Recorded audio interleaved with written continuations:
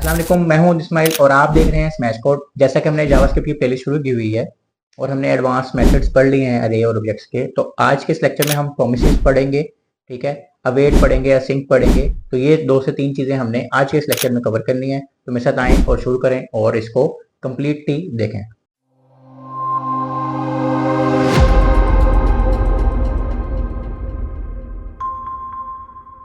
तो जैसे कि हमने देख लिया कि आज के इस लेक्चर में हमने प्रोमिसेस पढ़ने हैं, एसिंक और अवेट का फंक्शन पढ़ना है कि इसका क्या काम है और इसको हम कैसे जावास्क्रिप्ट की मदद से यूज़ कर सकते हैं।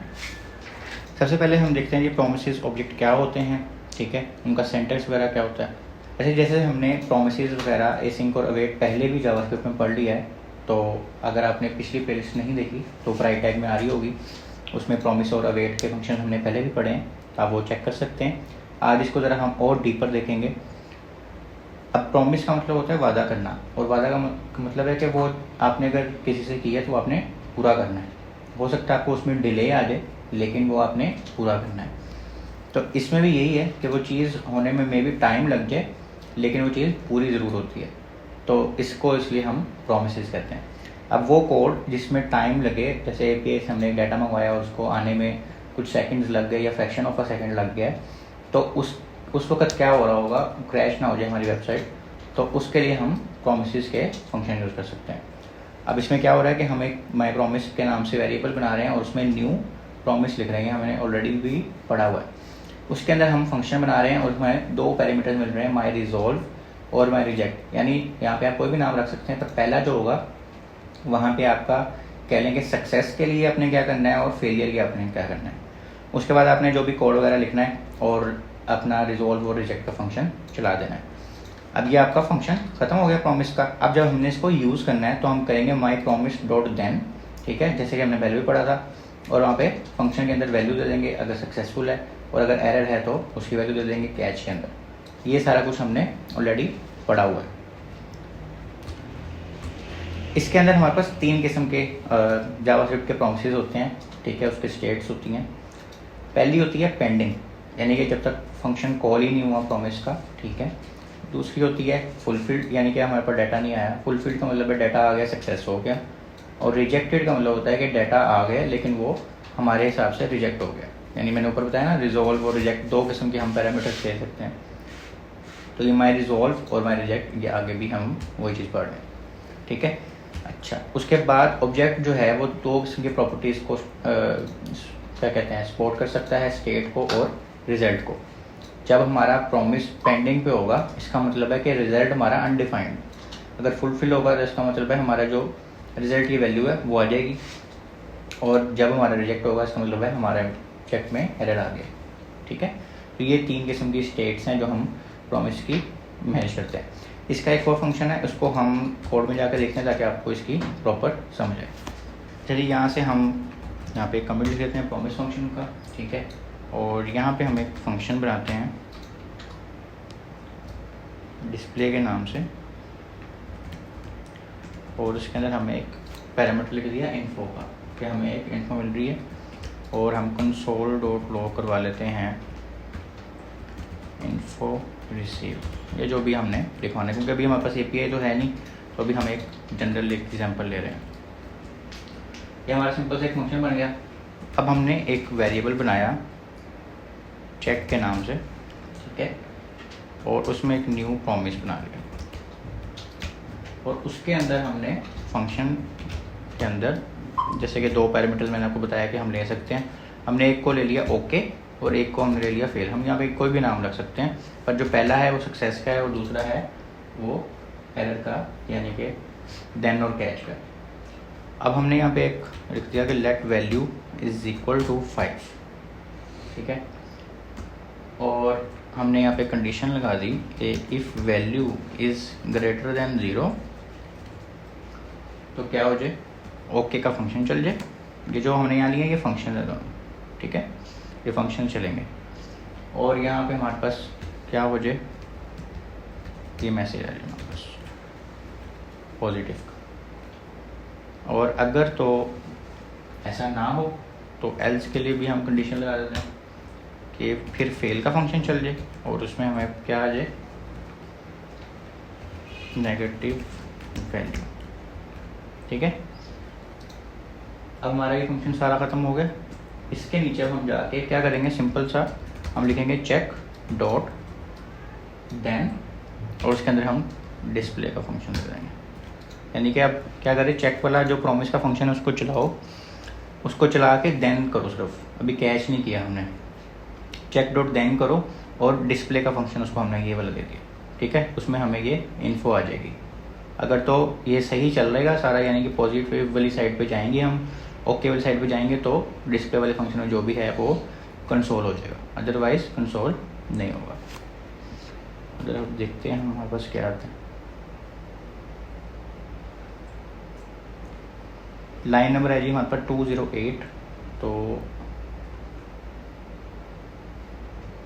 सॉरी 196 है ना, 196 पे हमारे पास आ रहा है इन्फो रिसीव, तो ये हमारा इन्फो रिसीव्ड हो गया। और अगर ये वैल्यू 5 ना होती, ये होती -5, तो हमारे पास क्या आ रहा है, अनकोट इन प्रॉमिस नेगेटिव वैल्यू। ये हमारे पास अनकोट इसलिए आ रहा है क्योंकि हमने यहाँ पे सिर्फ डॉट देन चलाया था, डॉट कैश हमने नहीं चलाया, और ना ही हमने उसके लिए कोई फंक्शन बनाया था। तो अभी हम क्योंकि ये चीज़ ऑलरेडी पढ़ चुके हैं, तो हमने सिर्फ देन के साथ कर लिया। अभी हम एरर हैंडलिंग नहीं कर रहे, कि हमने अगली चीज़ एक पढ़नी है। ये सिर्फ आपको एक पिछला कॉन्सेप्ट देने के लिए एक रिकैप करवाई है। आगे इसके बाद हमारे पास हम देखते हैं हमारे पास क्या चीज़ है। अच्छा जी, नेक्स्ट हमारे पास है जी एसिंक्रोनस और अवेट। अब ये जो हमने पीछे प्रॉमिस का सारा फंक्शन पढ़ा और सारा कॉन्सेप्ट पढ़ा है, उसमें हमारा ज़्यादा कोड यूज़ होता है और वो एक लंबा प्रोसेस है। इसको अच्छा एफिशिएंट बनाने के लिए हमारे पास ES6 के फंक्शन को यूज़ करते हुए हम कैसे कर सकते हैं, वो इसमें हमें देखना है। हमने एसिंक का कीवर्ड यूज़ करना है फंक्शन बनने से पहले और रिटर्न करना है प्रॉमिस को, और जब हमने एंड पे अपना रिटर्न लेना है वैल्यूज़ को, तो हमने अवेट यूज़ करना है फंक्शन से पहले। ठीक है, जो भी एसिंक के फंक्शन के अंदर होगा। इसमें होगा क्या, अवेट से वो फंक्शन का वेट करेगा जब तक रिस्पॉन्स नहीं आएगा, उसके बाद उस फंक्शन को चलाएगा। अदरवाइज़ अगर उसी वक्त रिस्पॉन्स ना आए तो हमें एरर मिल जाता है। इसके अब हम एक एग्जांपल देख लेते हैं। सिंटैक्स है जी हमारे पास कि हमने सबसे पहले एसिंक लिखना है, फिर फंक्शन का नाम लिखना है जो भी फंक्शन हम बना रहे हो, और उसके अंदर ही हम let my promise equal to promise function बना लेंगे। उसमें वही रिजॉल्व और रिजेक्ट देंगे। ठीक है, और हमने सपोज करें यहाँ रिजॉल्व को बुला लिया, रिजेक्ट को बुलाया नहीं। ज़रूरी नहीं हम बुलाएं, आपको आपके रिक्वायरमेंट्स के हिसाब से है कि आपने दोनों केसेस को यूज़ करना है कि नहीं करना। और उसके बाद हमने क्या कहा कि document dot gate element by ID, हमने एक वो टैग उठाया और उसकी इनर HTML को कहा कि जो भी माई प्रॉमिस के फंक्शन के अंदर है ना, वो यहाँ पे लिख देना। ठीक है, अगर तो माई प्रॉमिस का फंक्शन सही से चले, तो उसने यहाँ पे अवेट यहाँ पे हमने लिख दिया। अवेट हमने तभी लिखना है जब हमने शुरू में सिंक लिखना है, अदरवाइज यहाँ पे अवेट काम नहीं करेगा।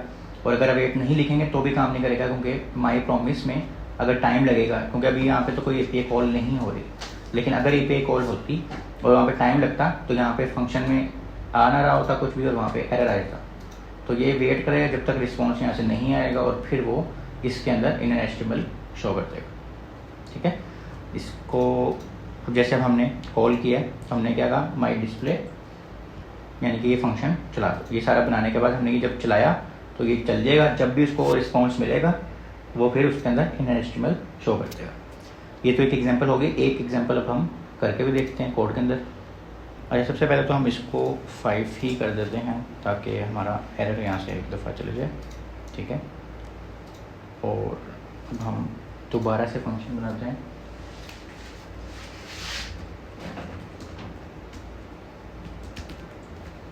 ठीक हो गया, और इसके अंदर हम एक फंक्शन बना रहे हैं डिलेड ग्रीटिंग के नाम से। अब हम डिले करके भी दिखाएंगे ना कि एक्चुअल डिले जब होगा तो कैसे फंक्शन चलेगा, क्योंकि API से उसी वक्त रिस्पॉन्स कभी कभी नहीं भी आता, थोड़ा सा टाइम भी लग जाता है। ठीक है, तो हमने एक फंक्शन बनाया डिलेड ग्रीटिंग के नाम से, और उसके अंदर हमने डायरेक्ट रिटर्न करा दिया। हम एक वेरिएबल बना के भी प्रॉमिस यूज़ कर सकते थे, पर हमने डायरेक्ट रिटर्न करवा दिया प्रॉमिस को। P ये कैपिटल होना है, हमेशा याद रखिएगा। और यहाँ पे हमने रिजॉल्व ले लिया। जैसे हम रिजॉल्व और रिजेक्ट दोनों ले सकते थे, लेकिन हमने यहाँ पे रिजॉल्व ले लिया क्योंकि हमने एरो फंक्शन यूज़ करना था। जैसे कि आपको पता है कि अगर हमारे पास एक ही पैरामीटर हो तो हम ये यूज़ कर सकते हैं। और यहाँ पे हम सेट टाइम आउट लगा देंगे, क्योंकि हम API यूज़ नहीं कर रहे, तो हम एक आर्जी तौर पे डिले लाने के लिए सेट टाइम आउट का फंक्शन यूज़ कर लेंगे और उसके अंदर हम लिखेंगे वही रिजॉल्व जो हमने ऊपर लिया था, उसके अंदर हम एक मैसेज दे देंगे, ग्रीटिंग्स आफ्टर अ वेट। सही हो गया। और हम यहाँ पे जो डिले हम देना चाह रहे हैं वो हम दे देते हैं 1500 मिली सेकेंड्स का, जो कि होंगे 1.5 सेकेंड का। ठीक है, ये मिली सेकेंड्स में होता है, तो हम इसको अगर नॉर्मली देखें तो वो 1.5 सेकेंड बन गया। तो हमने ये तो बना लिया, हमारा एक प्रॉमिस का फंक्शन बन गया। अब हमने जब कॉल करना है तो कैसे कॉल करना है इसको, हमने शुरू में लिखना है एसिंक, ठीक है, और यहाँ पे हमने बना लिया फंक्शन,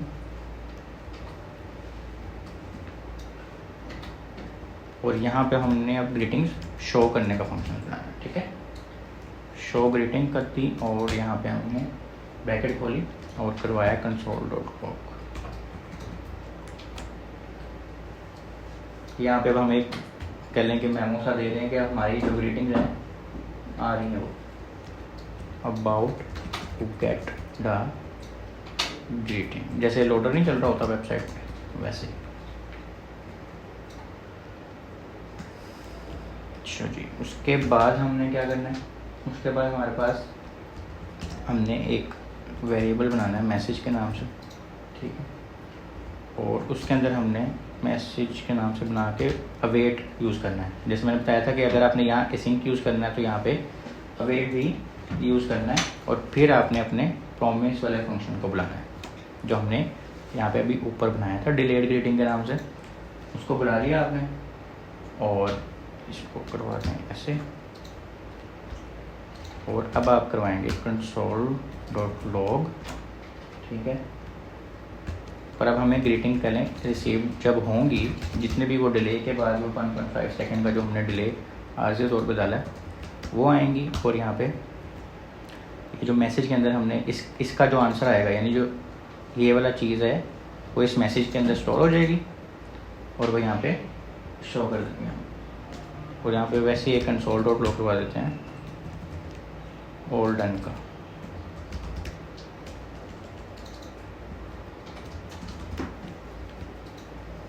और अब हम जाके चेक करते हैं हमारे साथ तो हो गया है। चलिए, अच्छा हमने सारा कुछ कर तो लिए, पर अभी हमारी गलती ये है कि हमने इस फंक्शन को कहीं पे भी कॉल नहीं किया। तो शो ग्रीटिंग वाले फंक्शन को पहले हम कॉल करेंगे तभी कुछ शो होगा ना। अभी देखें पहले क्या आया, greeting about to get the greeting. असल में और भी कंसोल्स आ रहे हैं तो आपको शायद समझ ना आ रही हो, मैंने इसकी फाइल न्यू बना के ट्राई करता हूँ।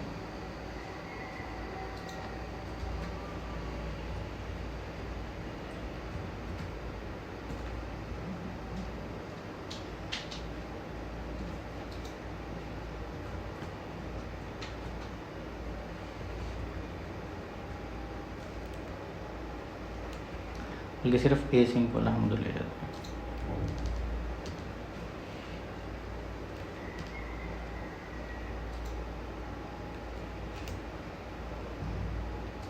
और यहाँ पे दूसरी फाइल को भी लिंक कर देते हैं।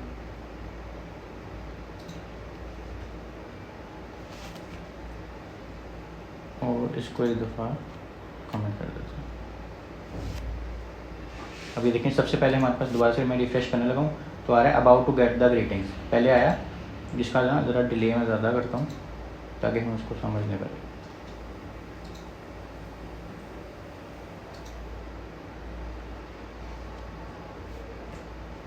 ये अब 2.5 सेकेंड हो जाएगा।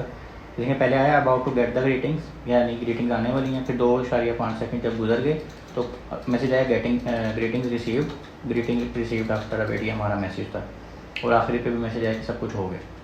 तो ये इस तरह करके अवेट लेके, यानी कि जिस रिस्पॉन्स में वेट भी हो तो वो अगर ये ज़्यादा भी होता तो भी ये चलता। ये देखें, तो जहाँ पे हमें API में रिस्पॉन्स में लेट आ रहा हो तो हम उसके लिए ये प्रॉमिस के फंक्शन यूज़ करते हैं, और ये बहुत ज़्यादा यूज़फुल हैं और बहुत ज़्यादा यूज़ होने वाली चीज़ है यहाँ पे जावास्क्रिप्ट के अंदर। तो ये था जी आज के हमारे टॉपिक, जिसमें हमने प्रॉमिस पढ़ने थे, सिंक पढ़ना था और अवेट पढ़ना था। तो उम्मीद है आपको समझ आई होगी और आपने इसकी लाजमी प्रैक्टिस करनी है और मेरे कमेंट्स में बताना है अगर आपका अवेट वाला फंक्शन सही से चला है या नहीं चला। अपना बहुत सारा ख्याल रखिएगा। मिलते हैं अगली वीडियो में। अल्लाह हाफिज़।